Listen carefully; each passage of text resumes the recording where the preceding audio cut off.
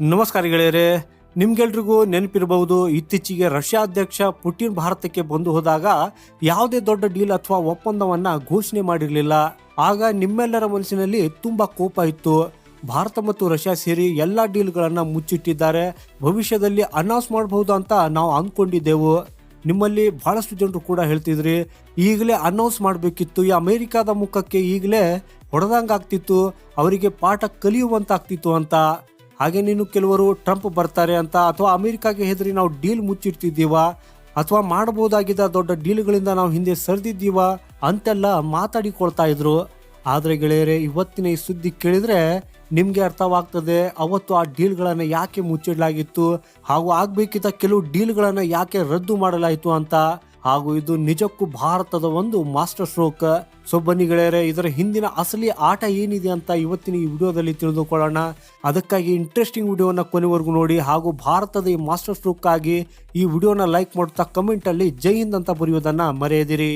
So ಗೆಳೆಯರೆ, ನೀವು ನಿಮ್ಮ ಸ್ಕ್ರೀನ್ ಮೇಲೆ ನೋಡಬಹುದು, ಇತ್ತೀಚೆಗೆ ಮೈಕ್ರೋಸಾಫ್ಟ್ ಕಂಪನಿಯ ಸಿಇಒ ಆಗಿರುವ ಸತ್ಯ ನಡೆಲಾ ಅವರು ಪ್ರಧಾನಿ ಮೋದಿ ಅವರನ್ನ ಭೇಟಿಯಾಗಿದ್ದಾರೆ. PM ಮೋದಿ ಅವರನ್ನು ಭೇಟಿಯಾದ ನಂತರ ಅವರು ಒಂದು ದೊಡ್ಡ ಘೋಷಣೆಯನ್ನು ಕೂಡ ಮಾಡಿದ್ದಾರೆ. ಗೆಳೆಯರೆ, ಮೈಕ್ರೋಸಾಫ್ಟ್ ಏಷ್ಯಾದಲ್ಲಿ ತನ್ನ ಅತಿ ದೊಡ್ಡ ಹೂಡಿಕೆಯನ್ನ ಭಾರತದಲ್ಲಿ ಮಾಡಲು ಹೊರಟಿದೆ. ಹಾಗೆಯೇ ಅದು ಎಷ್ಟು ಅಮೌಂಟ್ ಗೊತ್ತಾ?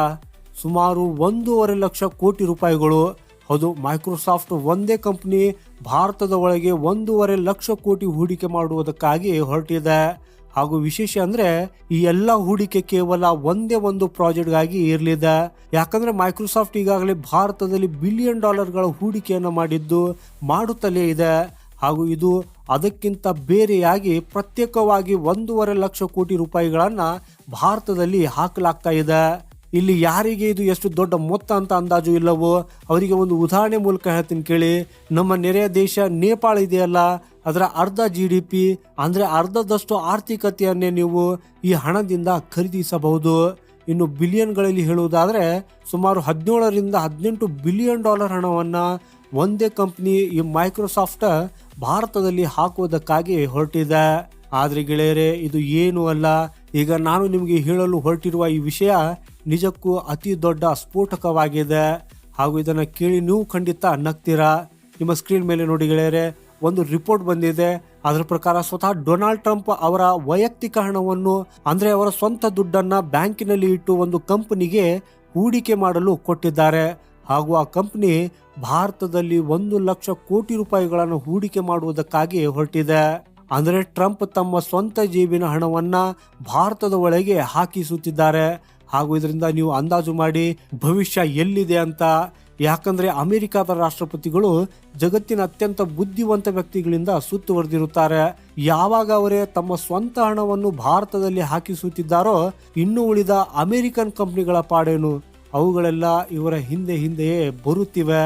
ಅದಕ್ಕೆ ಹೇಳಿದ್ದು ಮೈಕ್ರೋಸಾಫ್ಟ್ ಅನ್ನೋದು ಕೇವಲ ಒಂದು ಟ್ರೇಲರ್ ಮಾತ್ರ. ಭಾರತಕ್ಕಾಗಿ ಇನ್ನು ತುಂಬಾ ದೊಡ್ಡ ಪಿಕ್ಚರ್ ಬಾಕಿ ಇದೆ. ಯಾಕಂದ್ರೆ ಇವತ್ತಿನ ದಿನಾಂಕದಲ್ಲಿ ಆರ್ಟಿಫಿಷಿಯಲ್ ಇಂಟೆಲಿಜೆನ್ಸ್ AI ಕ್ಷೇತ್ರದಲ್ಲಿ ಮೈಕ್ರೋಸಾಫ್ಟ್ ಅತಿ ದೊಡ್ಡ ಹೆಸರು.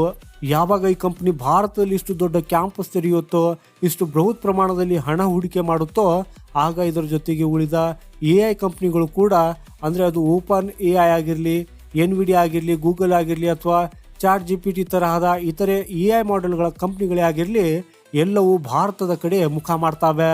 ಯಾಕಂದ್ರೆ ಗೆಳೆಯರೆ, ಒಂದು ಕಡೆ ಜೇನುತುಪ್ಪದ ಹನಿ ಬಿದ್ದಾಗ ನೊಣಗಳೆಲ್ಲ ಹೇಗೆ ಬಣ ಅಂತ ಅಲ್ಲಿಗೆ ಹೋಗ್ತಾವೋ ಹಾಗೆ ಈ ಕಂಪನಿಗಳೆಲ್ಲವೂ ಭಾರತಕ್ಕೆ ಬರ್ತಾವೆ. ಹಾಗೂ ಇದಕ್ಕಾಗಿ ನೀವು ಡೊನಾಲ್ಡ್ ಟ್ರಂಪ್ ಅವರಿಗೆ ಖಂಡಿತವಾಗಿಯೂ ಥ್ಯಾಂಕ್ ಯು ಅಂತ ಹೇಳಲೇಬೇಕು.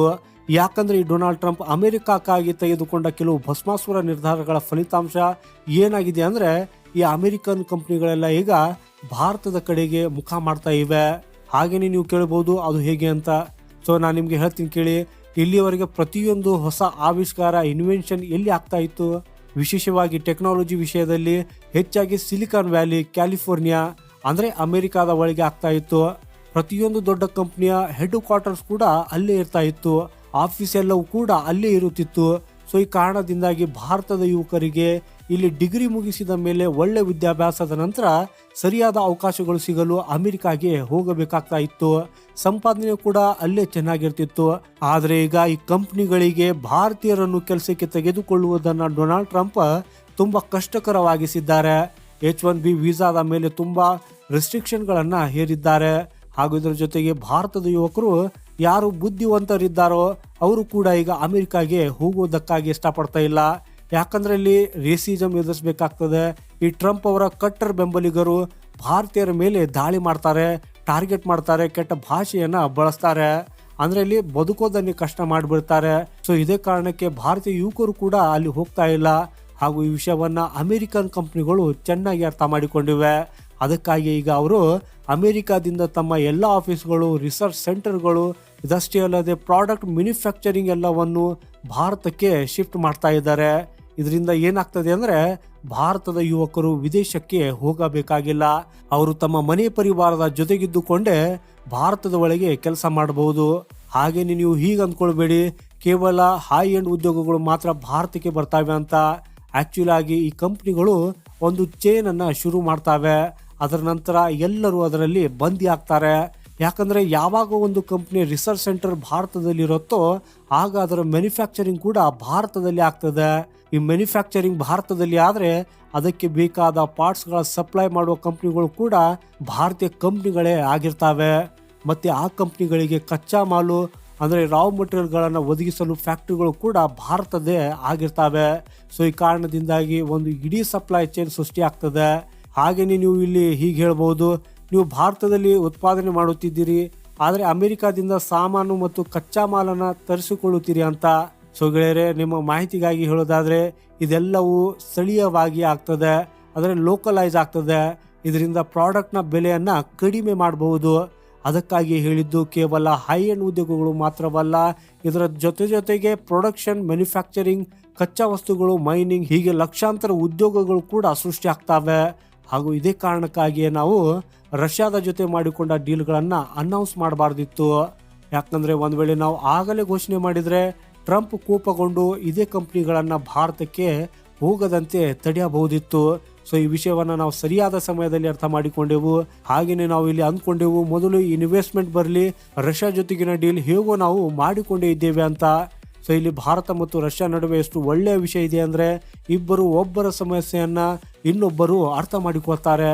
ಮ್ಯೂಚುವಲ್ ಅಂಡರ್ಸ್ಟ್ಯಾಂಡಿಂಗ್ ತುಂಬಾ ಅದ್ಭುತವಾಗಿದೆ ಗೆಳೆಯರೆ. ಇದೇ ಕಾರಣಕ್ಕಾಗಿ ನಮಗೆ ಅಮೆರಿಕಾದ ಹೂಡಿಕೆ ಸಿಕ್ಕಿದೆ ಹಾಗೂ ರಷ್ಯಾ ನಮಗೆ ಸಾಥನ್ನು ಕೂಡ ಕೊಟ್ಟಿದೆ. ಹಾಗೇನೆ ನೀವು ಹೇಳಬಹುದು ಇದು ರಷ್ಯಾದ ಅನಿವಾರ್ಯತೆ ಕೂಡ ಆಗಿತ್ತು ಅಂತ. ಸೊ ನೋಡಿ ಗೆಳೆಯರೆ, ಅಮೆರಿಕ ಈ ಸಮಯದಲ್ಲಿ ಭಾರತಕ್ಕೆ ಏನು ಕೊಡಬಲ್ಲದೋ ಅದು $1 ಬಿಲಿಯನ್ ಹೂಡಿಕೆ ಮತ್ತು ಹೈ ಎಂಡ್ ಟೆಕ್ನಾಲಜಿ. ಅದನ್ನ ರಷ್ಯಾ ಈಗ ಕೊಡುವುದಕ್ಕೆ ಸಾಧ್ಯವಿಲ್ಲ ಅನ್ನೋ ಸತ್ಯ ರಷ್ಯಾಗೂ ಗೊತ್ತಿದೆ. ರಷ್ಯಾದ ಹತ್ತಿರ ಈ ಸಮಯದಲ್ಲಿ ಅಂತ ಟೆಕ್ನಾಲಜಿ ಕೂಡ ಇಲ್ಲ.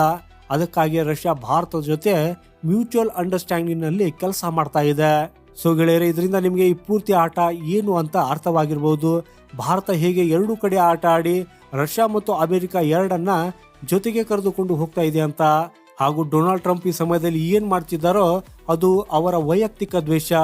ಭಾರತ ಮತ್ತು ಅಮೆರಿಕದ ಸಂಬಂಧಗಳು ತುಂಬಾ ಆಳವಾಗಿವೆ. ಅಮೆರಿಕದ ಆಡಳಿತ ವ್ಯವಸ್ಥೆಯ ಜೊತೆಗೆ ನಮ್ಮ ಸಂಬಂಧ ಇದೆ, ಈ ಡೊನಾಲ್ಡ್ ಟ್ರಂಪ್ ಅಥವಾ ಅವರ ಕುಟುಂಬದ ಜೊತೆಗಲ್ಲ. ಹಾಗೂ ಇದರ ಒಳ್ಳೆಯ ವಿಷಯ ಏನಂದ್ರೆ ಟ್ರಂಪ್ ಭಾರತವನ್ನು ಪದೇ ಪದೇ ಟಾರ್ಗೆಟ್ ಮಾಡ್ತಾ ಇದ್ರು. ಅದರ ಹೊರತಾಗಿಯೂ ಭಾರತೀಯ ಮಿಲಿಟರಿ ಮತ್ತು ಅಮೆರಿಕನ್ ಮಿಲಿಟರಿ ನಡುವೆ ಇವತ್ತಿಗೂ ಅದೇ ಮಟ್ಟದ ವಿಶ್ವಾಸ, ಅದೇ ಮಟ್ಟದ ಕೋಆಪರೇಷನ್ ಇದೆ. ಹಾಗೂ ಇದು ಟ್ರಂಪ್ ಬರುವ ಮುಂಚೆಯೂ ಕೂಡ ಇತ್ತು. ಹಾಗೂ ಈ ಚೀನಾವನ್ನ ತಡೆಯಲು ನಮ್ಗೆ ಇದೇ ಬೇಕಾಗಿರುವುದು. ಸೊ ಗೆಳೆಯರಿ, ಮಾಹಿತಿಯ ಬಗ್ಗೆ ನಿಮ್ಮ ಅಭಿಪ್ರಾಯ ಏನು ಅನ್ನೋದನ್ನ ಕಮೆಂಟ್ ಮಾಡೋದ್ರ ಮೂಲಕ ನಮಗೆ ತಿಳಿಸಿ. ಈ ಮಾಹಿತಿ ಇಷ್ಟವಾದ್ರೆ ವಿಡಿಯೋನ ಲೈಕ್ ಮಾಡುತ್ತಾ ಚಾನೆಲ್ ಸಬ್ಸ್ಕ್ರೈಬ್ ಮಾಡೋದನ್ನ ಮರೆಯದಿರಿ. ಸಿಗೋಣ ಮುಂದಿನ ಮತ್ತೊಂದು ಇಂಟ್ರೆಸ್ಟಿಂಗ್ ಮಾಹಿತಿಯೊಂದಿಗೆ. ವಂದೇ ಮಾತರಂ. ಭಾರತ್ ಮಾತಾ ಕಿ ಜೈ.